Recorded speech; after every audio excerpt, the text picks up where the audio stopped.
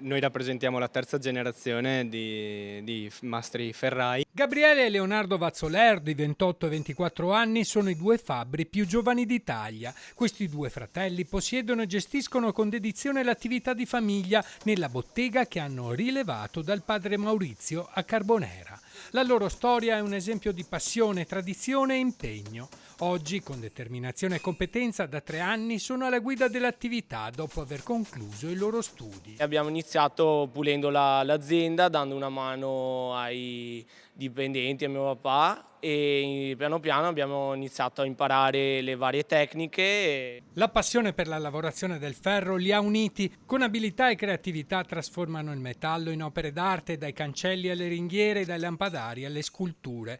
La loro abilità nel modellare il ferro è un dono che hanno coltivato con passione e dedizione. In un mondo sempre più tecnologico, Gabriele e Leonardo ci ricordano l'importanza di preservare le antiche arti e mestieri.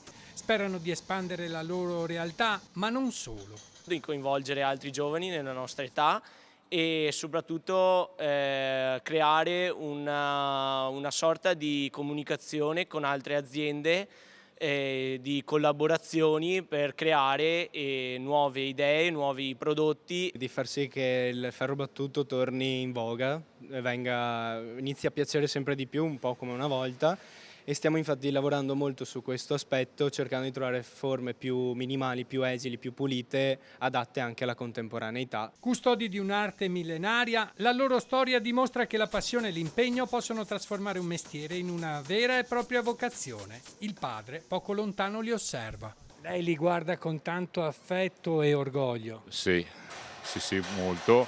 E sto qua a cercare di coordinarli e di insegnargli quello che posso, più possibile che posso insegnargli. Emozionato. Sì, sì, molto.